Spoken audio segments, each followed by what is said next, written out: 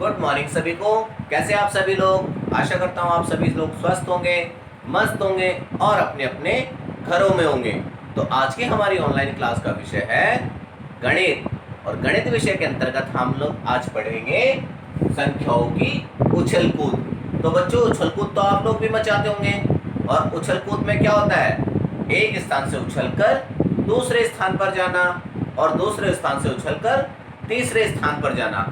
तो ऐसे जो हमारी गणित में संख्याएं हैं वो भी कुछ उछल कूद मचाती है। अब आप लोग सोच रहे होंगे कि संख्याएं कैसे उछल कूद मचाती हैं। तो आइए आज हम देखते हैं संख्याएं कैसे उछल कूद मचाती हैं। इसका हम एक दो उदाहरण देख सकते हैं। जैसे अगर एक संख्या है और उसके अंदर हम कुछ मिलाते हैं, यानी कि उसके अंदर कोई दूसरी संख्या मिलाते हैं, तो वो उछलकर बड़ी संख्या के रूप में हमारे सामने आती है। जैसे अगर 5 है हमारे पास और एक 5 में दूसरा 5 मिला दिया जाए तो वो उछलकर 10 में बदल जाता है।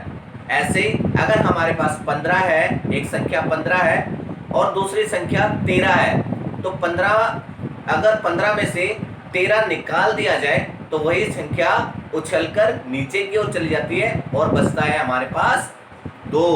तो आइए आज देखते हैं हम संख्याओं की उछल कूद के बारे में। तो हमारा पहला प्रश्न है, अंकों 3, 4, 0 का प्रयोग करके 3 अंकों की सभी संभव संख्याएं बनाएं। अब कौन कौन सी संख्या बना सकते हैं? इन प्रयोग 3 अंकों का बनाना है।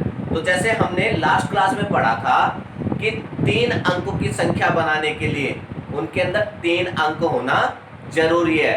लेकिन अगर किसी भी संख्या के आगे अगर 0 लग रहा है और फिर उसके बाद कुछ भी लिखा हुआ है, जैसे इसके अंदर है 3, 4 और 0, और मैं लिख दूं 0, 3, 4, तो क्या ये संख्या 3 अंकों की संख्या होगी हमारी?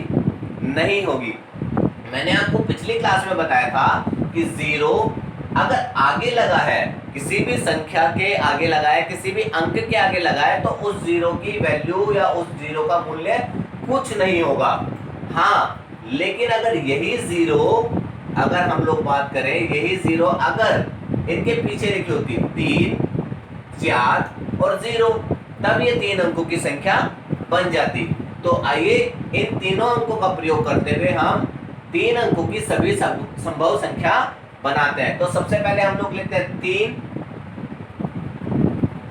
फिर उसके बाद लेते हैं 4 और फिर उसके बाद लेते हैं 0। तो ये 3 अंकों की एक संख्या हो गई। अब दूसरी संख्या बनाते हैं हम लोग, 4, 3 और 0। ये दूसरी 3 अंकों की संख्या हो गई। अब तीसरी संख्या क्या हो सकती है बेटा? अब हम इन दोनों में क्या बदल सकते हैं? अब हम इनमें बदल सकते हैं। अब लिख सकते हैं हम लोग 3, 0 को बीच में और 4 को बाद में, तो 304। और आखिरी संख्या कैसे वो बन सकती है?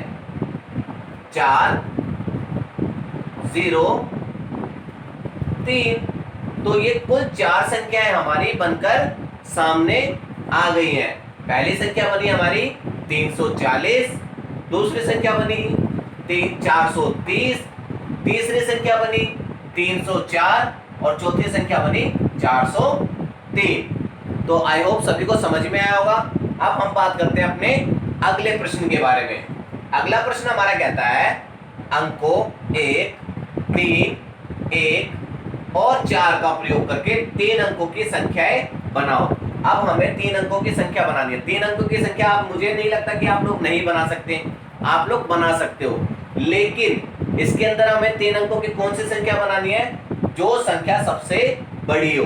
अब सबसे बड़ी संख्या कैसे बना सकते हैं हम? सबसे बड़ी संख्या बनाने का तरीका है कि सबसे पहले हम सबसे बड़ा अंक आगे लिखें। अब सबसे बड़ा अंक आगे लिखेंगे 4। ये सबसे बड़ा अंक हमने लिख दिया सबसे आगे। अब बनानी है सबसे बड़ी, तो उसके बाद उससे छोटा अंक लिखना है। तो उससे छोटा अंक क्या है? 4 से छोटा क्या है? 3। और फिर लास्ट में लिखेंगे सबसे छोटा। तो तो ये 3 अंकों की सबसे बड़ी संख्या, इन अंकों से 3 अंकों की सबसे बड़ी संख्या यही बनेगी। और सबसे छोटी कैसी बनेगी? सबसे छोटी बनेगी, सबसे पहले लिखेंगे हम लोग सबसे छोटी संख्या। सबसे छोटी संख्या क्या है? इसमें है 1, 1 लिख दिया। अब देखेंगे, अगर मैं लिखूंगा 1 4, अगर मैं लिखूं 1 4 3 और फिर मैं लिखूं 1 3 4, अब इन दोनों में से छोटी संख्या कौन सी है? इन दोनों में छोटी संख्या ये है। तो सबसे छोटी, फिर उससे बड़ी और फिर सबसे बड़ी। यानी कि अगर हम किन्हीं अंकों से सबसे बड़ी संख्या बना रहे हैं तो उन अंकों में से सबसे पहले सबसे बड़ा, फिर उससे छोटा, फिर उससे छोटा और फिर सबसे छोटा। और अगर सबसे छोटी संख्या बना रहे हैं तो पहले सबसे छोटा, फिर उससे बड़ा और लास्ट में सबसे बड़ा। अब बात करते हैं हम लोग रिक्त स्थान भरो। रिक्त स्थान भरो ये एक पैटर्न है। हमने पैटर्न के बारे में लास्ट क्लास में भी पढ़ा था, उससे पहले कक्षा 2 में भी हमने काफी बार पैटर्न के बारे में पढ़ा। तो आई होप ये सभी को आता होगा। इसके अंदर आप लोगों को क्या करना है, मैं पहला क्वेश्चन बता देता हूँ, अगले 2 क्वेश्चन आप मुझे अपनी वर्कशीट पर सॉल्व करके दिखाएंगे। देखो इसमें क्या पैटर्न बन रहा है, 300 और यहाँ पर आ गया 5, बीच में क्या आ सकता है? चलो देखते हैं। अब जाहिर सी बात है कि 300 यहाँ लिखा हुआ है, 5 यहाँ लिखा हुआ है, तो 300 और 305 के बीच की संख्याएं यहाँ पर आएंगी। तो यहाँ पर क्या आ सकता है? यहाँ पर हमारे पास आ सकता है 301। अब फिर उसके बाद 302, फिर 303 और लास्ट में 304।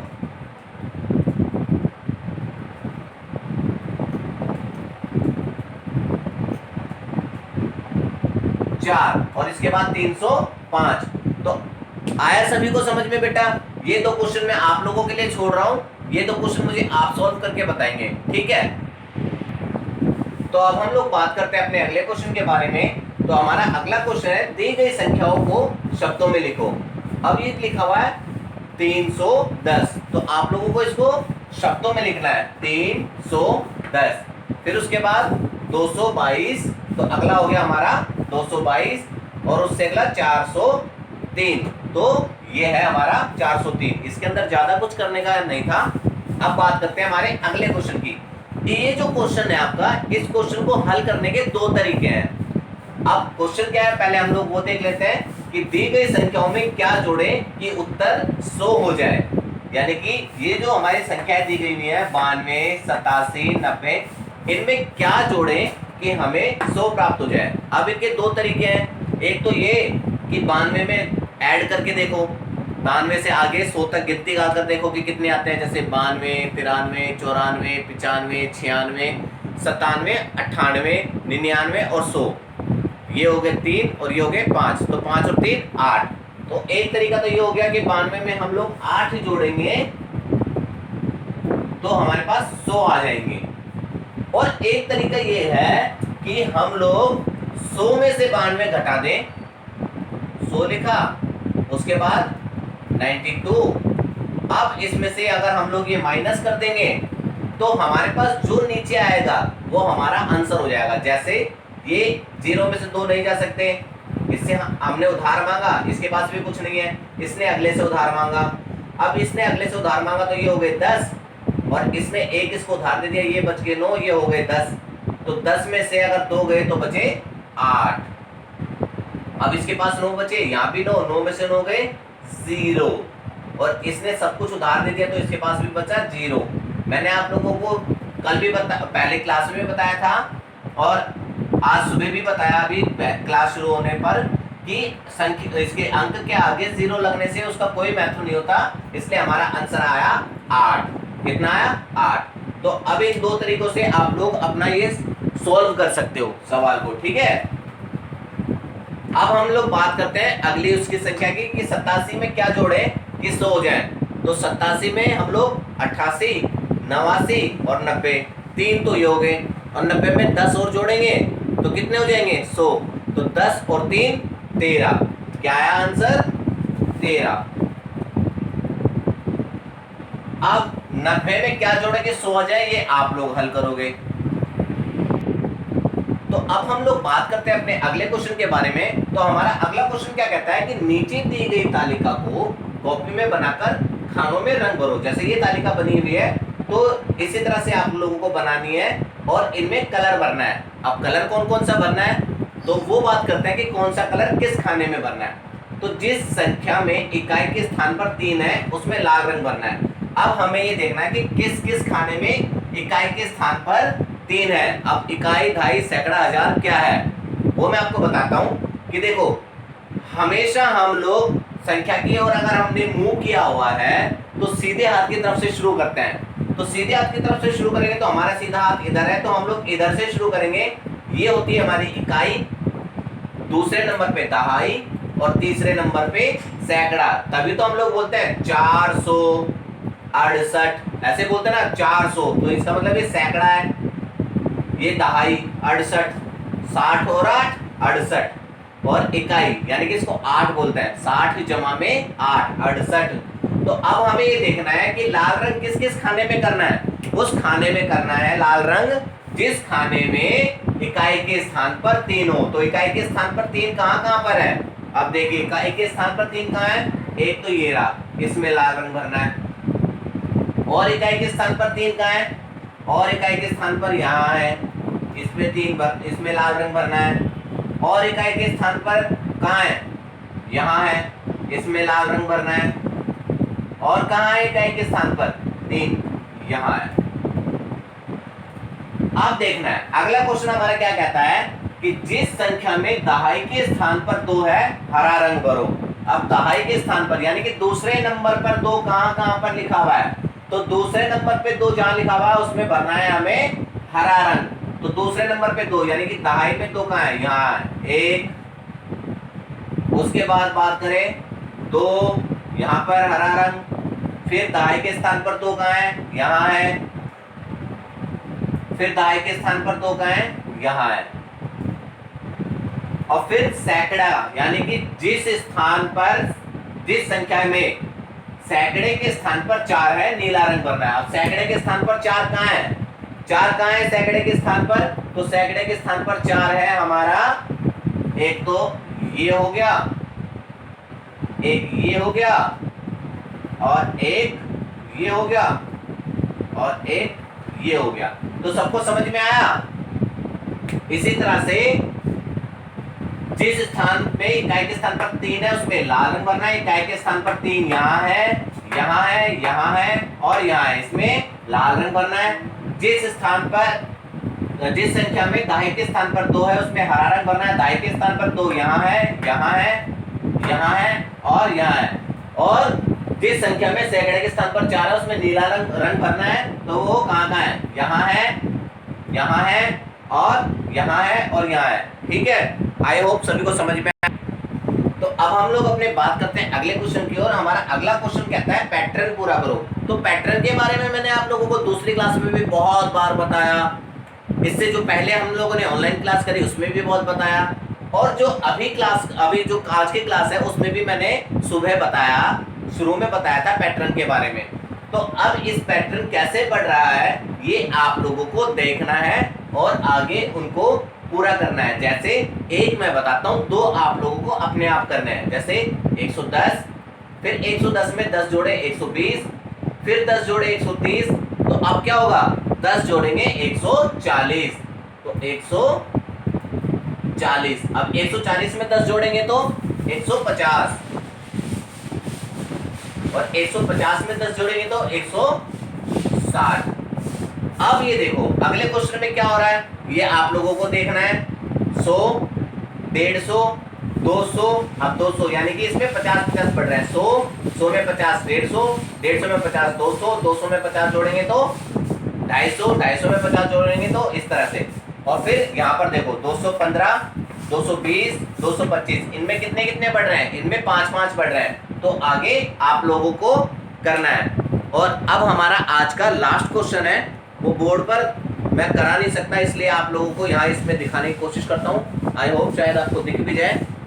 आपको इन नोटों का मूल्य जानना है, इन नोटों का मूल्य, यानी कि ये नोट कैसे हैं और कितने कितने के नोट हैं, ये आप लोगों को बताना है। तो देखिए यहाँ पर ये पहला क्वेश्चन आप लोगों को दिख रहा हो शायद, हाँ ठीक है, ये पहला क्वेश्चन आप लोगों को दिख रहा है, अब दिख रहा होगा शायद।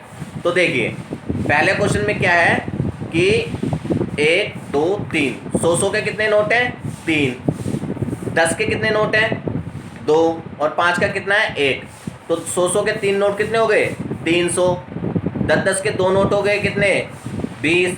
और 5 का 1, तो 20 और 5 25। और 100 के 3 नोट हैं तो 325। तो इन नोटों का मूल्य कितना हो गया, यहाँ पर आपको लिखना है 325। आगे अगला जो है हमारा कि 100 के हैं कितने नोट, 1 और 2। उसके बाद 10 के कितने नोट हैं, 1 2 3 4, यानी कि 40। और हमारे पास ये नोट कितने का है, 1 का।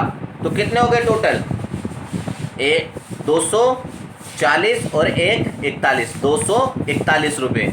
और फिर अगला है हमारा 100 के कितने नोट हैं, 1 2 3 4, 1 2 3 4। 100 के 4 नोट हो गए, 10 का 1 नोट है, और 1 के 1 2 3, तो 10 और 3 13। और ये कितने नोट है हमारे, 4, तो 413। तो कुल नोटों की संख्या हमारी हो गई 413। तो ये वाला जो क्वेश्चन है आप लोगों को अपने आप से करना है, ठीक है बेटा।